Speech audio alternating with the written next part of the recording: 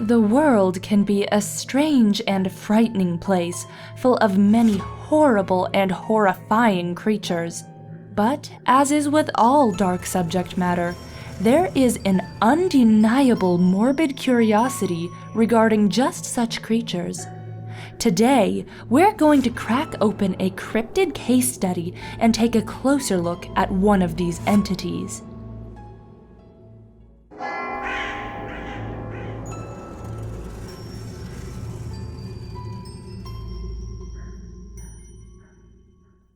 It's a frightful tale all too familiar in the Southwest.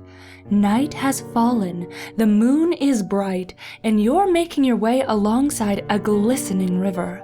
Then, suddenly, you hear the tragic cries of a distressed woman. Your first instinct would be to run to the source in an attempt to help. But that ancient, instinctual part of your mind warns you against it. For should you get too close, you'll fall victim to a watery grave at the hands of the infamous La Llorona. The legend of La Llorona is prominent in the Spanish and Hispanic American cultures, as well as deeply rooted in the culture of Mexico, where it is thought to have originated from. Many alleged creatures around the world bear a resemblance to La Llorona, such as the Celtic Banshee, the Washerwoman, and the Lady in White. However, La Llorona is potentially the deadliest of them all. La Llorona is described as being a tall, slender woman who is breathtaking to behold.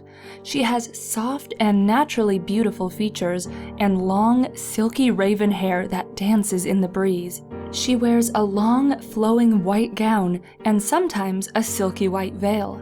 Gracefully, she wanders up and down the edge of the waters of a river, weeping tragically as she appears to search for something. It would be foolish to approach her, however, as this sorrow is but a cruel tactic to draw you in. You see, though she weeps for her lost children, she'll be more than happy to drag you or your own children down with her into a watery grave. There are many stories claiming the origin of this frightful creature, but they all share several common threads that tie them together. The first of these legends is that La Llorona was a beautiful young woman beloved by many despite her poor upbringing. It was said that after a long day working as a peasant, she would change into her best white dress and go into town to be adored. However, since she had 2 young sons, this became more and more difficult. Deciding that her nights out were more important, she left the children home alone and went out to party. For a while, this seemed to work out all right. No harm befell the children. But one day, she returned home to find her children missing. The bodies of the young boys were discovered in the nearby river, apparently drowned. Some said that the boys wandered out themselves and drowned due to neglect and lack of supervision. Yet others peg it on a much darker twist of fate and say she had finally had enough and drowned them by her own hand. Another popular variant of this story paints La Llorona differently. She was said to be a beautiful young woman once named Maria. Born a peasant to a poor family, Maria's great beauty captured the attention of a very wealthy man. She was kind and caring and radiated with life and love, and this ensnared the rich man's heart, driving him to marry Maria. In their time together, he lavished her with riches and luxuries beyond her dreams. She fell deeper and deeper in love with him and eventually bore him 2 children. However, shortly after the birth of their children, the man began to change. He began to grow disinterested in Maria and began to return to his old life of partying and drinking and womanizing. He would often leave Maria and his children for months at a time. This broke Maria's heart, and her once glowing spirit began to dim and grow cold. Though still radiantly beautiful, Maria no longer interested her unfaithful husband. Those times when he actually did return home, it was not for her. He cared only to visit his children and paid her no mind whatsoever. This began to plant toxic seeds of resentment in her mind toward the children.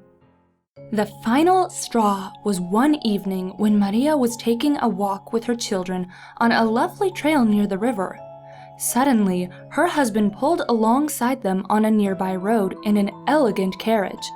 For a brief, fleeting moment, Maria thought he had returned for her. However, her heart was broken when she saw a young, wealthy woman on her husband's arm.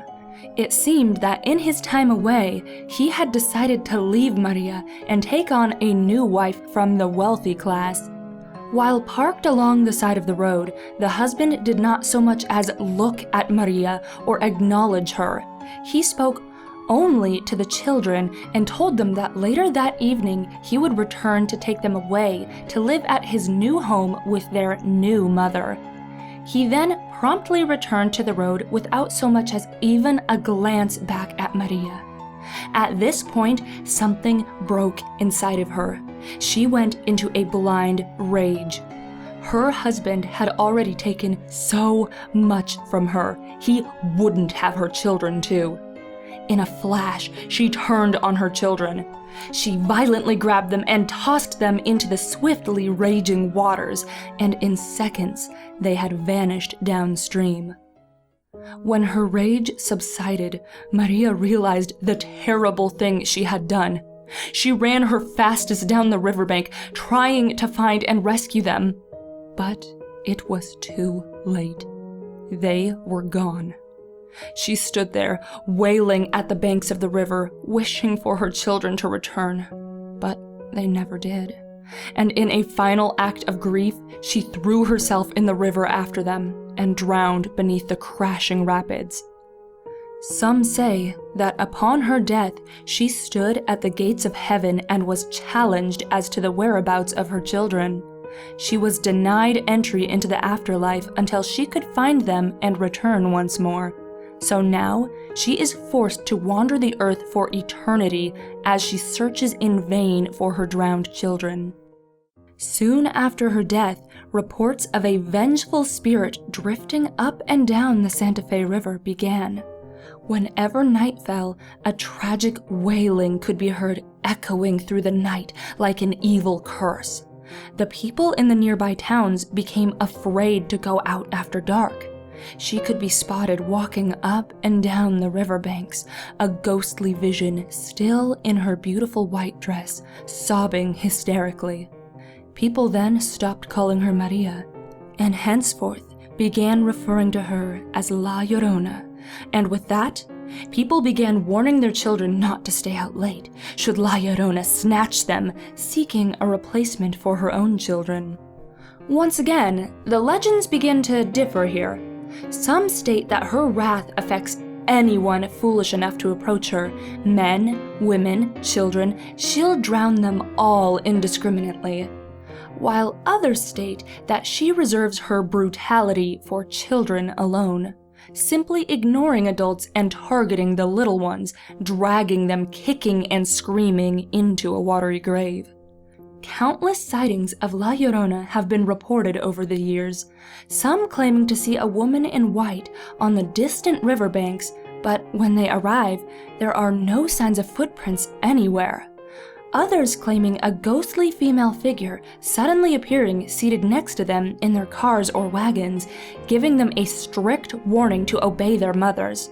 Some even saying that La Llorona won't always kill you, but sometimes find a family in turmoil and leave them with a lesson and a warning to be good to one another, lest she appear again in a less friendly manner. Regardless of which legend you prefer, one thing is for certain. This is one spirit you would not want to encounter. I mean, unless you are one hell of a swimmer. Well, that's all for today's report.